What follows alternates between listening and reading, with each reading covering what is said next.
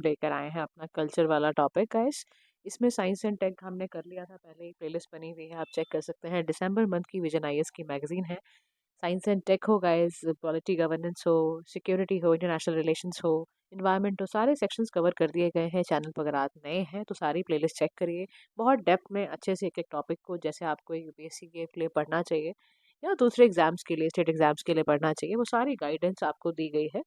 तो आप बिल्कुल इस चैनल पर आए हैं तो आप इसको बिल्कुल अच्छे से आप इसको ऑब्जर्व करते हुए इसको आप चेक कर सकते हैं। आज हम कल्चर में पढ़ेंगे। देखो, किसी भी ना सेक्शन को हमें लगता है कल्चर बड़ा आसान है ना, तो हम सोचते हैं छोड़ दो। तो छोड़ने वाला काम यूपीएससी में गाइस चलता नहीं है, ज़रा हम ये भी ध्यान रखें। तो आज कल्चर में हम पढ़ने जा रहे हैं गरबा के बारे में। अब गरबा सुनते ही डांस आपको याद आ जाएगा, आपको गुजरात की भी याद आ जाएगी, है ना। तो गरबा ऑफ गुजरात जो है एक्चुअली उसको ना इंस्क्राइब किया गया है यूनेस्को की लिस्ट में, और representative list of intangible cultural heritage of humanity उसने वहाँ पर UNESCO, United Nation Educational Scientific and Cultural Organization में डाला गया है। ठीक है। अब ये कह रहा है क्या क्या फीचर्स होते हैं, पता कैसे चले, या क्या कैसे ना यूनेस्को जो है वो कैसे किसी को भी इंटेंजिबल कल्चरल हेरिटेज में डालता है, लिस्ट में कैसे आते हैं आराम, है ना। तो लिस्ट में नाम आता है कि अगर आप traditionally contemporary living at the same time पर अभी आप हो, बहुत ट्रेडिशनल टाइम से आप चलते आ रहे हो, बहुत कंटेम्प्रेरी टाइम के हो आप, और आज भी उस वो चीज़ मौजूद है, या बहुत ही इंक्लूसिव हो, या बहुत कुछ इंपॉर्टेंट रिप्रेजेंट करता हो उस पर्टिकुलर जगह के लिए, ठीक है, या बड़ा ही कम्युनिटी के लिए बड़ा ही हम्बल, बड़ा हार्मोनिक का सिस्टम कुछ रहा हो। तो अगर कुछ कम्युनिटी बेस्ड सिस्टम भी चीज़ें निकल कर आई है, तो यानी कि 4 फैक्टर्स हैं जब हमें ये ध्यान रखना है कि ऐसे 4 फैक्टर होते हैं जिसकी वजह से यूनेस्को डिसाइड करता है कि इस पर्टिकुलर चीज़ को हमें इंटेंजिबल कल्चरल हेरिटेज में डालना है। ठीक है। तो जब भी फीचर पूछे तो आपको ऐसे ही लिखना है, traditional, contemporary and living at the same time. Second, आपको इंक्लूसिवनेस के बारे में लिखना है। थर्ड बताना है रिप्रेजेंटेटिव के बारे में। फोर्थ बताना है कि कम्युनिटी बेस्ड है। अब ये गरबा ऑफ गुजरात को इसमें ऐड कर दिया 2003 की कन्वेंशन के तहत, सेफ गार्डिंग इंटेंजिबल, ताकि कल्चरल हेरिटेज बच पाए।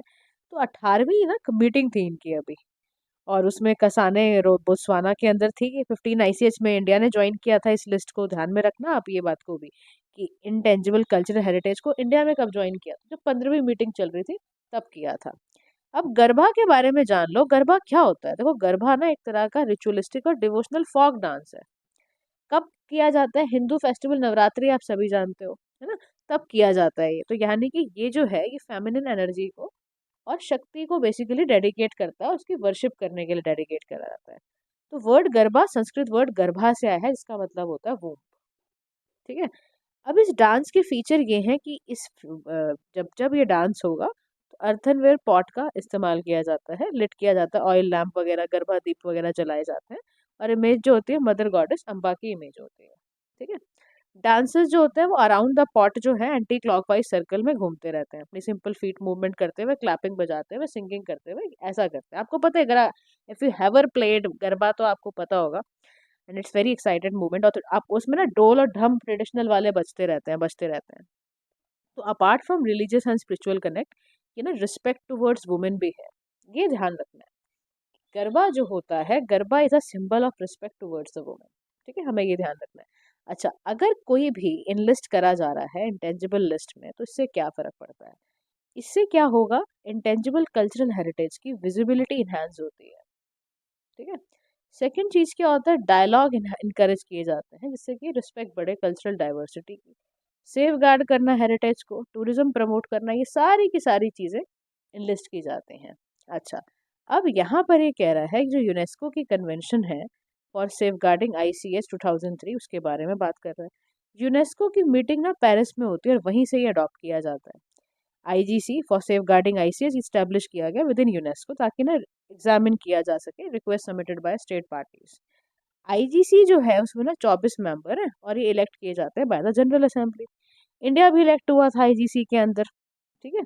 तो ये सारी चीजें होती रही हैं इसके अंदर, सारी की सारी चीजें। ठीक है। जो आपके इंटर गवर्नमेंटल कमेटी है ना, आईजीसी का फुल फॉर्म भी ध्यान रखना, इंटर गवर्नमेंटल कमेटी होता है। तो ये सब चीजें करी गई। अब इंटेंजिबल कल्चरल हेरिटेज जो यूनेस्को की लिस्ट में है वो आर्टिकल 2 है। इस कन्वेंशन के तहत बताया गया है इंटेंजिबल कल्चरल हेरिटेज की प्रैक्टिस कैसी होनी चाहिए, रिप्रेजेंटेशन, एक्सप्रेशन, नॉलेज, स्किल्स के बारे में बताया गया है। अभी कहा जाता है कि 3 डोमेन्स को तो बहुत खास तौर पे मैनिफेस्ट करा जाता है: oral tradition, performing arts, social practice and rituals, है ना, नॉलेज वगैरह, ट्रेडिशनल क्राफ्ट में, तो उस हिसाब से दिया जाता है। अच्छा, इंडिया के अंदर इन सभी एरियाज में अभी तक क्या मिला हुआ है? इनका लिस्ट में डाला गया है intangible cultural heritage of India. यानी कुरियट्टम संस्कृत थिएटर का है, ठीक है, ट्रेडिशन ऑफ वैदिक चैंटिंग है, रामलीला है, रमन है, चाहू डांस है, कलबेलिया फॉक डांस है, राजस्थान के डांस है कुछ, कुंभ मेला है, ये सारे के सारे आपके डाले गए हैं, तो आपको पता होना चाहिए इंडिया क्या स्टेप लेता है इंटेंजिबल कल्चरल हेरिटेज के लिए, ये बड़ा जरूरी है। अगर मान लो कोई चीज अगर लिस्टेड कर दी गई है तो उसका क्या मतलब होता है ना? तो यहाँ कह रहा है सबसे बड़ी बात, संगीत नाटक एकेडमी है हमारी, हमारी ऑटोनॉमस ऑर्गेनाइजेशन है, that comes under ministry of culture. Nodal office है जो मैटर चेक करता है, सारी की सारी प्रिपरेशन चेक करता है नॉमिनेशन के। फिर नेक्स्ट है national list of intangible cultural heritage, जो आपको रिकॉग्नाइज करेगा, डाइवर्सिटी को जो चेक करेगा। स्कीम्स है लाइक ग्लोबल एंगेजमेंट स्कीम है, safeguarding the intangible cultural heritage, ये सब क्या कैसा करा चेक किया जाता है, ठीक है। Now directly come to that only कि भाई कैसे हम इसको चेक कर लेते हैं शॉर्ट्स फॉर्म में भी, है ना। शॉर्ट्स भी देख लेते हैं, थोड़े से शॉर्ट्स हैं। तो पहला ही शॉर्ट है जो बात कर रहा है बाली यात्रा के ऊपर। कहाँ से आया बाली यात्रा? तो कह रहा है कार्तिका की पूर्णिमा थी और एशिया का largest open air annual trade fair होता है। तो बाली की यात्रा थी और वहां पे हुआ on the banks of Mahanadi river in Cuttack Orissa. तो जो लोग थे उड़ीसा के, वो स्मॉल बोट में वहां पर बनाना पिल्स एंड सोला करते हैं, पोन्ड्स एंड रिवर्स के आसपास वहां पर कर रहे थे। कलिंगा के एंशंट वाला टाउन है, वहां पर ये सब चल रहा था। कह रहा बाली फेयर यात्रा जो होती है ना, वो उड़ीसा के हिस्टोरिकल टाइज से ही निकल कर आई है एक्चुअली। आज बाली आपको पता है इंडोनेशिया का पार्ट है और वहाँ पे रिच मैरिटाइम लेगेसी है वहाँ की। तो वहाँ मस्कपन का टुकड़ा और बली का ऐसे कुछ करके थाईलैंड में ना इसके नाम रखे गए हैं। मतलब थाईलैंड में भी मनाया जाता है। में legend Tapoi remind the traditional memories of young men waiting for the return of our sailor brothers, ऐसा कुछ कहानी रही है। वैष्णव सीन जो श्री चैतन्य थे वो भी कथक में आए थे ना। तो जब उन्होंने बाली क्रॉस किया था तो पुरी में जब आए तो वो ऑस्पिशियस डे माना गया, क्योंकि जब संत पधारे हैं जी, है ना, तो इस काइंड ऑफ उसको एक ऑस्पिशियस डे का नाम दे दिया गया। तो उड़ीसा एक ना मैरीटाइम आपका कह हेरिटेज है एक तरह का, क्योंकि Orissa known as Kalinga in ancient time, है ना। प्रोमिनेंट मैरीटाइम पोजीशन थी इसकी इंडिया की हिस्ट्री में, क्योंकि यहाँ से बहुत सारा ट्रेड होता था हमारा। और कलिंगा बहुत तरीके से फेमस है, पेलर के लिए, ताम्रलिप्ति के लिए, है ना, इन सब के लिए बहुत फेमस रहा है। ग्रीक ऑथर थे, ये सारी की सारी चीजें रही हैं, ठीक है। Now the next is geographical indication के बारे में बात करते हैं। अब ना 4 प्रोडक्ट में मेघालय के जिनको जीआई टैग मिला है। एक है लखादोंग की टर्मरिक है, हाई कुरक्यूमिन है इसके अंदर। एक गारो दकमंडा है जो ट्रेडिशनल ड्रेस है जो गारो ट्राइब के लोग पहनते हैं। एक लर्नई पॉटरी है जो कि जयंती हिल्स वाले पहनते हैं। एक गारो चुपची है, यानी कि traditional rice based alcoholic beverage है गारो ट्राइब की, वो होता है। अच्छा, जीआई टैग के बारे में ध्यान रखना, ministry of commerce and industry का पार्ट है ये, और ये एडमिनिस्ट्रेट करा जाता है बाय जोग्राफिकल इंडिकेशन। अगर एक बार अवार्ड दिया गया है तो वो वैलिड होता है 10 साल के लिए, ठीक है। नेक्स्ट आपका आता है टॉपिक इसमें बुकर प्राइज से रिलेटेड।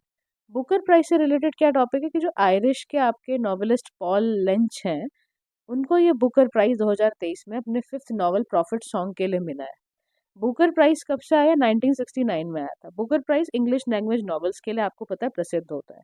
इसमें इंडियन ओरिजिन के लोगों को भी मिलता है, हमारे देखो सलमान रश्दी, अरुंधति रॉय, इन सबको मिला हुआ है। बुकर प्राइज में फिक्शन बुक्स जो लिखते हैं ना अंग्रेजी में, इंग्लिश इंग्लिश भाषा में, उनको मिलता है। इंटरनेशनल बुकर प्राइज जो अवार्ड किया जाता है, फिर बुक्स में ट्रांसलेट करके इंग्लिश में तब डाली जाती हैं। अच्छा, नेक्स्ट आपका आता है खेलो इंडिया पैरा गेम्स। कौन जीता बताओ, कौन सा स्टेट जीता? तो हरियाणा ने टॉप किया है 2023 का मेडल टेबल इनके हाथ ही है, उसके बाद उत्तर प्रदेश को मिला है। फर्स्ट एडिशन खेलो इंडिया पैरा गेम्स की जो है वो ऑर्गेनाइज की थी दिसंबर 2023 दिल्ली के अंदर। 7 स्पोर्ट्स डिसिप्लिन है, पैरा आर्करी है, पैरा एथलेटिक्स है, पैरा बैडमिंटन है, ये सब चीज़ें करी गई। अच्छा, अब क्या है, खेलो इंडिया पैरा गेम जो है ना, वो लेटेस्ट एडिशन है गवर्नमेंट ऑफ इंडिया का खेलो इंडिया इनिशिएटिव का, जिसमें खेलो इंडिया यूथ गेम्स सारी की सारी की गई है। खेलो इंडिया गेम्स को याद रखना, इसको ऑर्गेनाइज करा गया under a central sector scheme. Central sector scheme का मतलब क्या होता है? सारा पैसा कौन लगाएगा? सेंट्रल गवर्नमेंट लगाएगी। तो खेलो इंडिया स्कीम के तहत लगाया गया। खेलो इंडिया को ट्रांसलेट करके बोला गया लेट्स प्ले इंडिया, जो कि प्रपोज किया गया गवर्नमेंट ऑफ इंडिया ने 2017 के अंदर। रिवाइव इसको इंडिया का सपोर्टिंग कल्चर मिला, ठीक है। खेलो इंडिया में ना 2018 से चीज़ें चल रही हैं, तो 5 खेलो इंडिया यूथ गेम्स हो चुके हैं। तो ये ध्यान रखना, 3 खेलो इंडिया यूनिवर्सिटी गेम्स हैं, 3 खेलो इंडिया विंटर गेम्स हैं। और खेलो इंडिया में हमेशा याद रखना, ये चीज़ों का बहुत ध्यान रखा जाता है। खेलो इंडिया के वर्टिकल्स यही हैं। खेलो इंडिया प्रोग्राम ही इसीलिए आया ताकि रूरल ट्राइबल गेम्स को प्रमोशन मिले, ठीक है। एनुअल स्पोर्ट्स कंपटीशन बढ़े, पीस एंड डेवलपमेंट बढ़े, टैलेंट रिसर्च डेवलपमेंट बढ़े, इस सब चीज़ों के लिए किया गया है। Next topic is about Indira Gandhi peace prize 2023। ठीक है, इंदिरा गांधी का जो प्राइज है पीस डिसआर्मामेंट एंड डेवलपमेंट 2023 का, इसको जॉइंटली अवार्ड दिया गया है डेनियल बेरबोइम एंड अलू अप्पू अवार्ड के तहत। इसमें इसकी कोशिश ये होती है कि देखो यूथ को और आपके जितने भी लोग इसराइल में रह रहे हैं, अरब वर्ल्ड में रह रहे हैं, इन सबको उसमें रिकॉग्नाइज करना। इंदिरा गांधी का एक पीस प्राइज था, हर साल 1986 से दिया जा रहा है। Monetary award 25 lakh along with citation दिया जाता है। साहित्य अकेडमी अवार्ड तो आपको पता ही होना चाहिए कि एनुअली दिया जाता है। ठीक है, 24 लैंग्वेज में दिया जाता है, बिसाइड 22 लैंग्वेज, 8 आपकी, मतलब जितनी बिसाइड्स कह लो, जितनी भी आपकी 22 लैंग्वेजेस हैं वो ऑलरेडी आपके 8 शेड्यूल में, इसके अलावा जो 2 लैंग्वेजेस हैं वो बाहर है। अकेडमी रिकॉग्नाइज करती है इंग्लिश और राजस्थानी को भी। ऑटोनॉमस बॉडी है, 1954 में आया, रजिस्टर्ड एज अ सोसाइटी है, तो ये ध्यान रखना है। अच्छा, अब है यूनेस्को का 2023 का प्रिक्स वर्सरीज, यानी जो कैंपेगौड़ा इंटरनेशनल एयरपोर्ट है बेंगलुरु का, कर्नाटका के अंदर, उसको ये मिला है प्राइस। तो ये भी याद रखना, वर्ल्ड का सबसे ब्यूटीफुल एयरपोर्ट कहाँ पर है, तो ये वाला है, कैंपेगौड़ा इंटरनेशनल एयरपोर्ट। ठीक है, इसको एनुअली ग्रांट किया जाता है, यूनेस्को सिंस 2015 से इसको दिया गया है। लिस्ट में नाम है इसका, ऑफिशियल लेट अलाइन विद और सस्टेनेबिलिटी इकोलॉजिकली, क्योंकि बहुत सारी चीज़ें अच्छे है इसके अंदर, तभी तो कह रहा है क्योंकि बहुत ही सस्टेनेबल नेचर का बना है, इसलिए इसको प्राइज दिया गया है। ठीक है, last topic of the day जिसमें आपको कल्चर का रिवाइज करना है, अरबी साइड। अरबी साइड का मतलब होता है जो गाजा के हॉस्पिटल, बेकरी, स्कूल, ये सारी की सारी टारगेट की है ना इसराइल ने, उसको अरबी साइड कहते हैं। मतलब अरबी साइड का मतलब लेटिन भाषा में होता है सिटी किलिंग। ठीक है, अब आपको याद रखना है अरबी साइड का मतलब क्या होता है, सिटी किलिंग। यहाँ पर हम रिचुअल वे में, प्रीमेडिटेड वे में वायलेंस फैलाते हैं और पूरा का पूरा इंफ्रास्ट्रक्चर खराब कर देते हैं। तो 1980 में स्कॉलर्स थे जिन्होंने टर्म का इस्तेमाल किया बाल्कन टाउल्स में, जब आपके यूगोस्लावियन वॉर चल रही थी ना, इस पीरियड में 1992 से 1996 में, तब ये वाला कॉन्सेप्ट आया था